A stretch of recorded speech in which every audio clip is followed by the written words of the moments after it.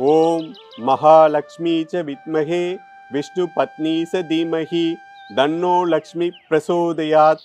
ஓம் அஸ்மத் வஜாய வித்மஹே தனுர் ஹஸ்தாய தீமஹி தன்னோ சுக்ர பிரசோதயாத். ஓம் லக்ஷ்மி குபேராய நமோம் நமக. இந்த 3 மந்திரங்களையும் நீங்க பாராயணம் பண்ணணும். என்ன? சுக்கிரஹோரையில.